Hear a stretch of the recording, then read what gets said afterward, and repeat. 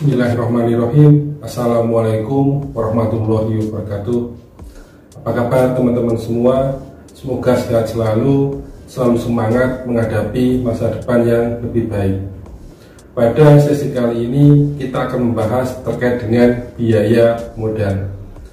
Biaya modal merupakan biaya dikeluarkan oleh perusahaan untuk kepentingan modal. Nah, kita tahu bahwa modal itu ada dua, ada modal internal dan modal dari eksternal. Nah, untuk modal dari eksternal biasanya menggunakan saham, menggunakan obligasi atau laba ditahan, masing-masing akan kita keluarkan biaya atau perusahaan akan mengeluarkan biaya demi modal yang telah digunakan. Sebelum kita bahas lebih lanjut, kita pelajari dulu terkait dengan konsep biaya modal. Biaya modal merupakan sebuah perusahaan bertindak sebagai penghubung antara keputusan pembiayaan dan investasinya. Di sini kita bisa memahami bahwa perusahaan bertindak sebagai penghubung. Artinya apa? Modal yang dihimpun oleh perusahaan berasal dari investor. Yang kedua, istilah biaya modal sering digunakan dapat dipertukarkan dengan tingkat pengembalian yang diinginkan oleh perusahaan. Juga terkait dengan tingkat batas investasi yang baru, terkait dengan tingkat diskonto untuk mengevaluasi suatu perusahaan baru dan biaya peluang pendanaan. Konsep yang ketiga terkait dengan biaya modal merupakan tingkat yang harus didapatkan ketika sebuah proyek investasi baru jika proyek tersebut dimasukkan dalam nilai investasi pemegang saham. Artinya bahwa pada kegiatan investasi yang baru atau proyek yang baru menjadi sebuah keputusan investasi ketika itu dinilai oleh pemegang saham. Yang keempat, besarnya biaya permodalan tergantung pada penggunaan dana, bukan pada sumbernya.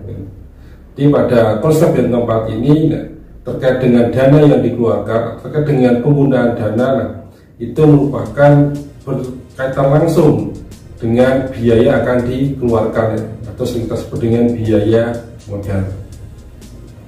Berikutnya konsep yang kelima, ada tingkat pengembalian yang diharapkan oleh investor terkait dengan pengembalian minimum. Jadi setiap investor akan menerima keuntungan yang didapatkan ada batasan minimal. Yang kita tahu bahwa setiap investor pasti akan menginginkan keuntungan yang sangat besar. Tapi pada kondisi tertentu yang namanya perekonomian belum tentu stabil. Dengan kondisi ekonomi tidak stabil, biasanya perusahaan tidak dapat memaksimalkan keuntungan. Di sini investor akan membuat batasan minimal tingkat pengembalian yang diinginkan.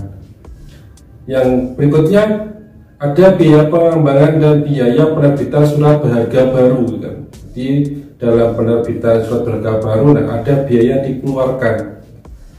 Yang konsep berikutnya ada kebijakan keuangan yang dikeluarkan oleh perusahaan menyangkut sumber keuangan yang telah direncanakan yang akan digunakan sesuai dengan porsi atau sesuai dengan proporsinya penggunaan. Nah, adapun terkait dengan proporsi penggunaan diatur oleh manajemen keuangan bagaimana uang itu bisa dikelola dan bisa mendapatkan pengembalian yang pantas atau pengembalian sesuai dengan apa yang diharap. Konsep yang lain terkait dengan konsep biaya modal. Biaya modal perusahaan mencerminkan kombinasi biaya dari seluruh sumber pendanaan yang digunakan perusahaan. Biaya modal secara keseluruhan juga disebut dengan biaya modal rata-rata tertimbang. Nah, ini merupakan biaya rata-rata tertimbang setelah pajak dari sumber-sumber modal yang digunakan perusahaan untuk mendanai proyek, di mana bobotnya mencerminkan proporsi dari pendanaan total yang digalang bagi masing-masing investor. Terkait dengan pengertian biaya modal, kita harus pelajari dulu terkait dengan pengertian komponen modal. Komponen modal merupakan item yang terdapat di sebelah neraca yang terdiri dari jenis pinjaman, saham preferen, dan ekuitas biasa. Biaya komponen merupakan biaya masing-masing komponen yang harus didanai dari komponen modal. Itu merupakan pengertian dari biaya komponen dan komponen modal.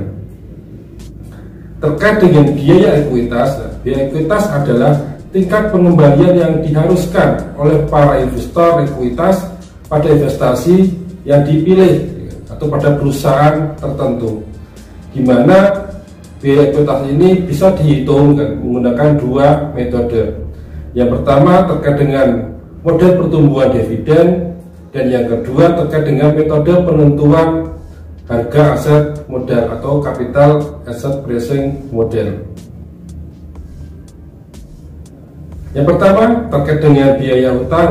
Biaya utang merupakan biaya setelah pajak, digunakan untuk menghitung rata-rata tertimbang biaya modal, dan merupakan tingkat suku bunga dikurangi pengurangan pajak yang terjadi.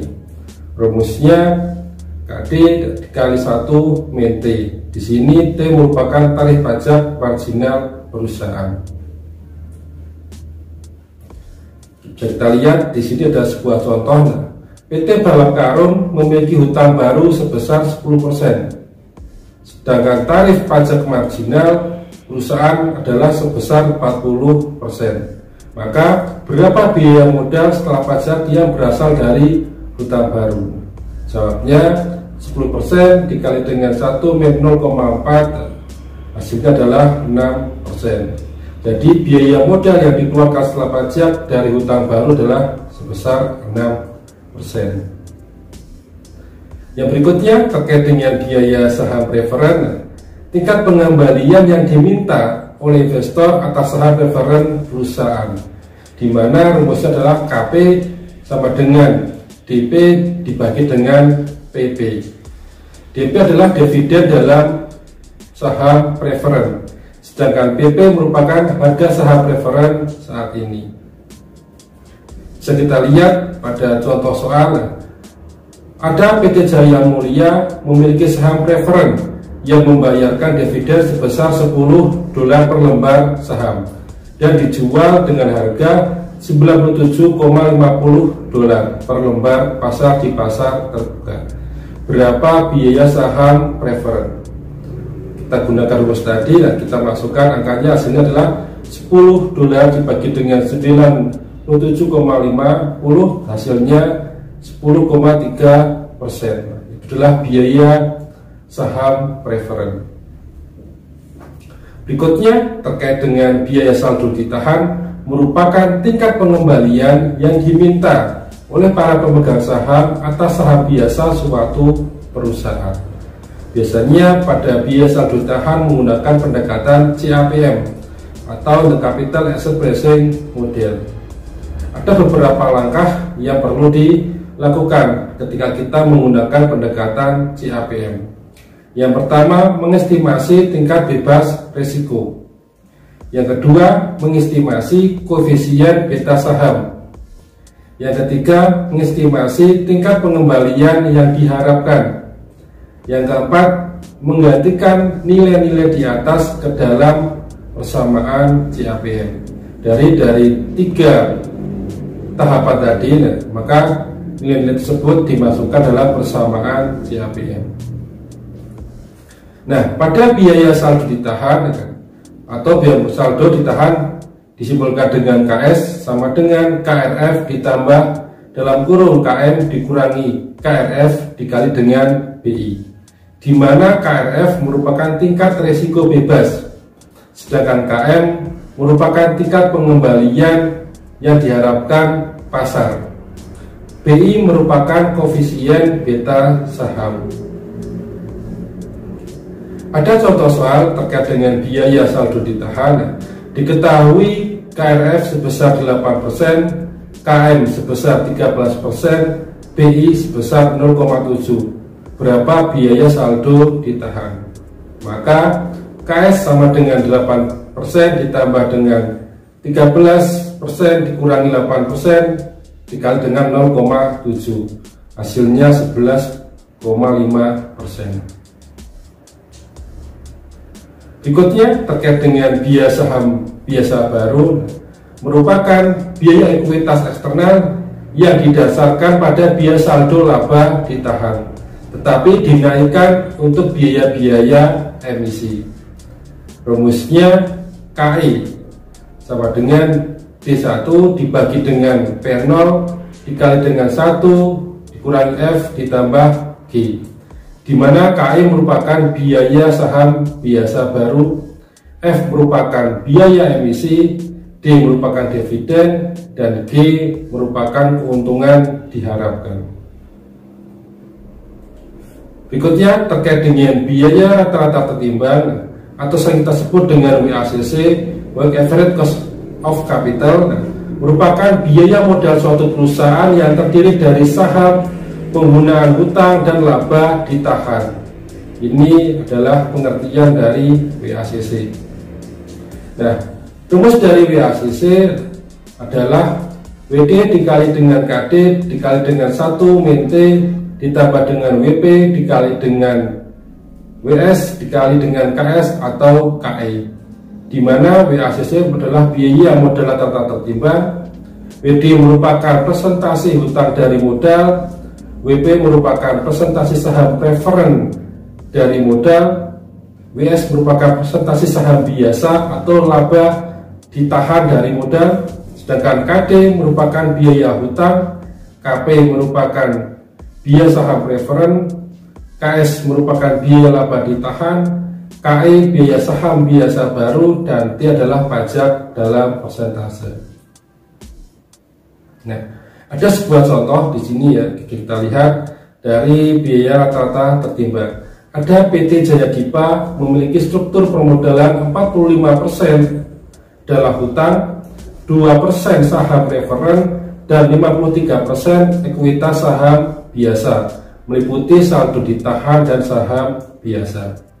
Biaya utang sebelum pajak atau KD sebesar 10%, sedangkan biaya utang setelah pajak atau KD dikurangi 1 min T, KD dikali 1 min T sama dengan 10% dikali dengan 0,6 sama dengan 6%. Sedangkan biaya saham preferen KP sama dengan 10,3%. Sedangkan biaya ekuitas KS 13,4%, tarif pajak marginal 40%. Dan seluruh ekuitas barunya berasal dari saldo ditahan. Berapa biaya rata-rata tertimbang? Kita masukkan dari angka tadi, kita masukkan ke rumus, hasilnya adalah 10%. Jadi biaya rata-rata tertimbang berdasarkan rumus yang tadi, PT Jaya Dipa harus membayarkan sebesar 10%. Alhamdulillah kita telah mempelajari biaya modal. Mudah-mudahan apa yang kita pelajari hari ini atau pada sesi kali ini bisa bermanfaat untuk masa depan yang lebih baik. Terima kasih. Wassalamualaikum warahmatullahi wabarakatuh.